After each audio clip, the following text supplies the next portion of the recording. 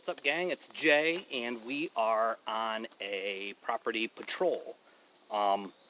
Actually out shooting some footage for the next upcoming video in the Riskies Raiders EMP collaboration. But it's always a good opportunity to get out and do training, to get out and practice what you preach, right?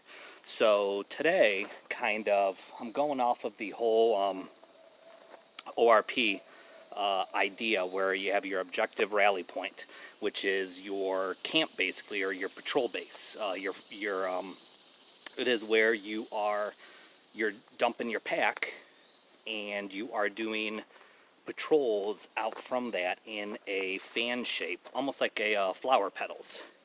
You're tracing that out, going out a couple hundred yards or meters from that spot, and then once you have successfully reconnoitered that area, you are packing up and you are moving your base to another spot. But that's ORP.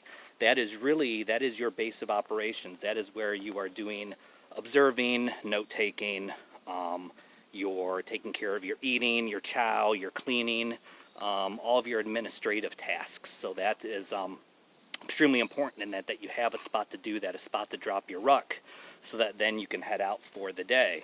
And if for some reason you make contact and you have to escape or evade, at least you know that you have your belt kit on, as you can see, step back there, that you can survive out of for anywhere from 24 to 72 hours. So I think that's extremely important, that we get in that mindset that when we're doing this, that I know everyone wants armor and cool chest rigs and everything else, but it really comes down to having all of those plans in place. And then you can always come back, especially if your hide is made well enough to that nobody will find it. You can always get back there later to be able to grab your ruck and your shit and get on and get going again. So real quick here, because I know they're going to have questions on it. So have my rifle, obviously. So we have that, right? So we have our rifle.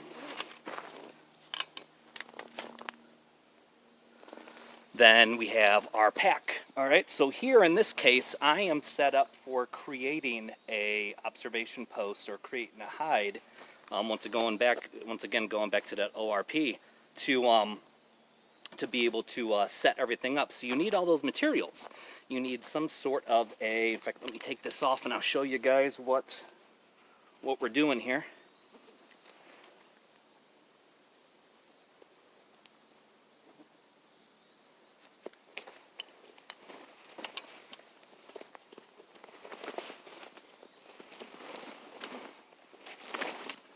All right. So my patrol pack is a Bergen. This is a short back Bergen. You can see the short torso on it. That way it fits over top of my belt kit very, very well, so it meets up that way. The Brits have done a phenomenal job with designing their belt kit for their Bergens to go over top of it all. And I think that really pays dividends down the road, especially for patrols like this, overland patrols. I think it's extremely important. So on top, I have camouflage netting for being able to hide the observation post. I have a shooter's mat or sleeping pad for being able to have padding down underneath you. I think what happens a lot of times, and let me lower this so you guys can all see it. All right, guys. So what we've got there is, so we've got, once again, our camouflage netting for creating our hide. We've got our pad inside. So if we take this off, this is just a 7 by 7, 7 foot by 7 foot piece of camo netting, so that be able to cover up anything, to be able to keep you well hidden. On the front, then,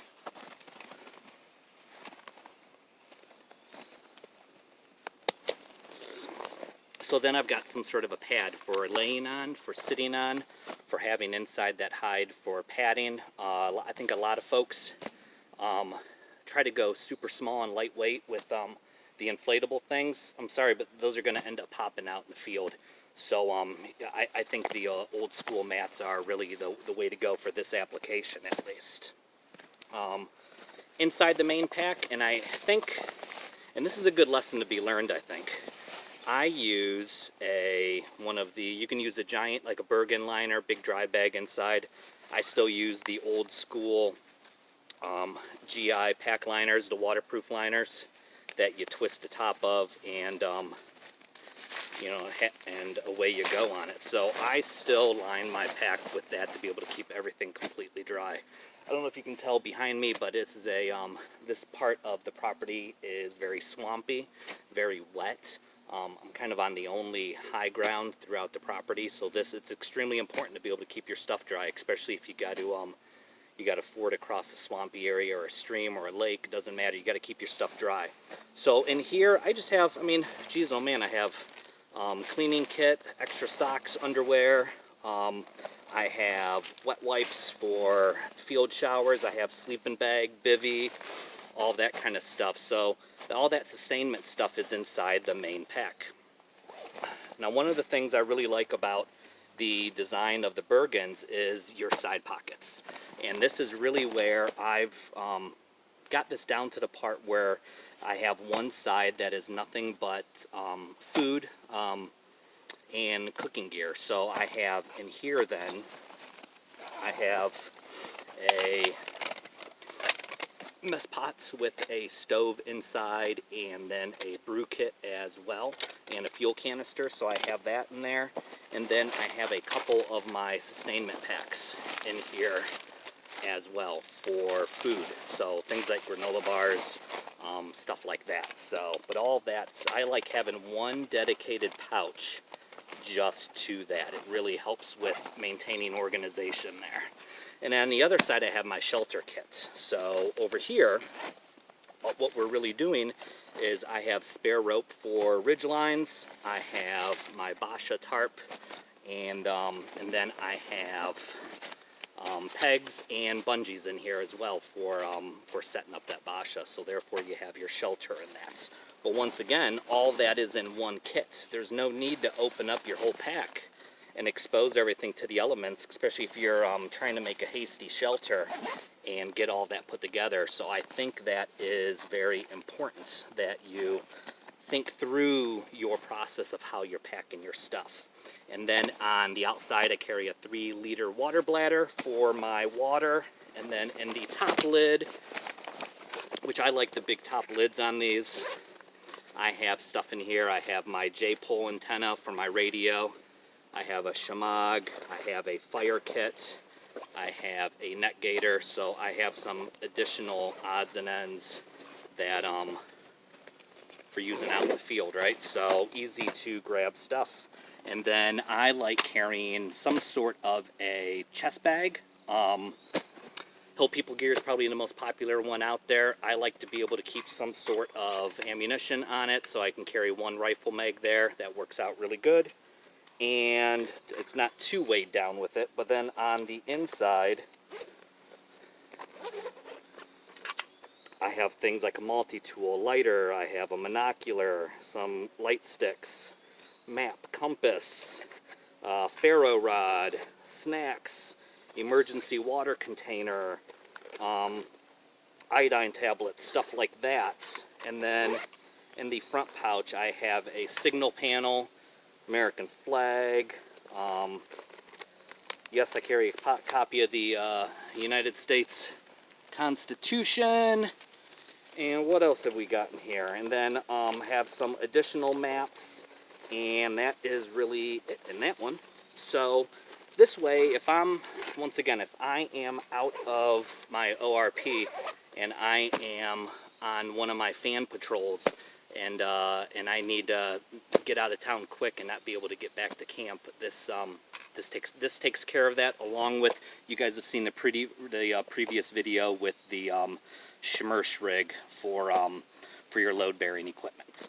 So yeah, other than that, that is I think it. I got gloves. I have if you guys want to see what I have in my belt kit, you can go to my patrol kit video, and you'll see what we have set up on the Schmersh rig.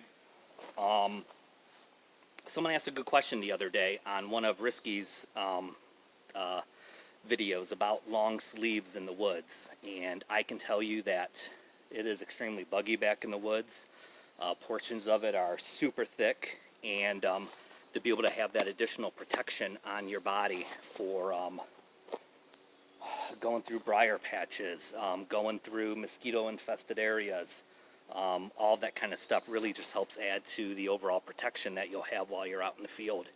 So whew, it's hot, right? But with this, you got to make sure you're drinking additional water and staying hydrated on that and staying fed with everything. So that is, yeah, I think that's it, guys. So I got to get back to it, and that's it. So out on patrol today. Quick review of objective rally points and patrols around the property. So it's all about when the shit hits the fan and everything goes down, no one is coming to rescue you. It is up to you to protect what you love, what you value, and what you have to be able to get your family and your inner circle through it. So that's all I got, gang. So hope you guys enjoyed. Take care. Questions, comments, put them down below. You know how that works, guys. And yeah, we'll get on with it. Stay safe, keep training, and be good.